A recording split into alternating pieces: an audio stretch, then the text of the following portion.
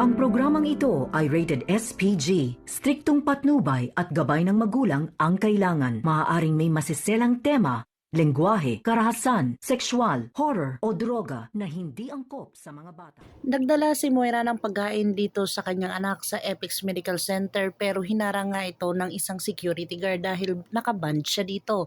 Dito na rin siya nakita ni Giselle na kung saan hindi siya pinapasok ng guard at talagang pinigilan siya ni Giselle at talagang nag-usap silang dalawa. Dito na napagsabihan ni Moira itong si Giselle ng katotohanan na talagang wala kasi siyang nararamdaman dahil hindi niya alam ang pagiging tunay na ina. Dito na pinagsabihan siya at sinabi dito sa kanya na wala kang kwentang ina, nag-anak ka lang at nagluwal ka lang sa anak mo pero hindi mo siya naramdaman na ikaw talaga nag-alaga sa kanya kahit anong laki pa ng anak mo ay talagang i-care mo talaga ang anak mo kasi yun ang dapat at dapat mong gawin. Hindi niya ito maramdaman dahil hindi niya nakasama ang kanyang anak na kung saan talagang pinagsisihan ni Giselle ang kanyang mga ginagawa at maling desisyon noon. Dito na nga ay talagang pinagtanggol siya ni Annalyn dito kay Moira dahil sa mga masamang at masasakit na salita na kung saan hindi naman dapat sabihin niyon ni Moira dito kay Giselle. Dito na nga naabutan sila ni Dr. RJ Tanyag at inawat sila dito.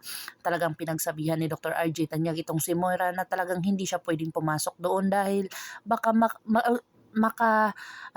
sira pa lang ito ng kondisyon ni Don Pepe. Dito na nga ay porsigido itong si Dr. RJ Tanyag na paalisin itong si Moira kung saan kinausap ni Annalyn itong si Giselle. Dito na nga ay talagang pinahingaan ni Annalyn itong kanyang tita dahil stress na ito sa lahat ng mga nangyayari. Dito na nga pumunta si Giselle sa kwarto ng kanyang ama at dito na umiiyak dahil na-realize niya na talagang tama itong si Moira sa kanyang mga sinasabi na wala siyang kwentang ina. At talagang nakita niya itong si Don Pepe at pinapatahan siya.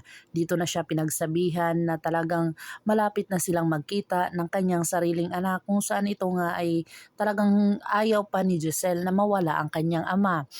Dito na nga nagkasalubong ang landas ng panibagong tauhan dito sa episode ng Abot Kamay na Pangarap na ang anak ni Giselle ay talagang nagsabi dito si Giselle at nagpakilala dito sa kanya. Dito na nagkasalubong ang kanilang mga aura na kung saan nagdulot ito ng pagsasampalan nilang dalawa. Dahil sa mga sinasabi ni Giselle ay talagang gumanti ang isang babae na kung saan nagdulot ito na sampalin siya ni Giselle at gumanti naman ito. Dito na siya pinagsabihan na kung may gusto man akong gawin sa kay Lolo Pepe ay talagang hindi sa kanya, sa iyo, kung saan ito nga ang nagdulot ng sinampal siya ni Giselle.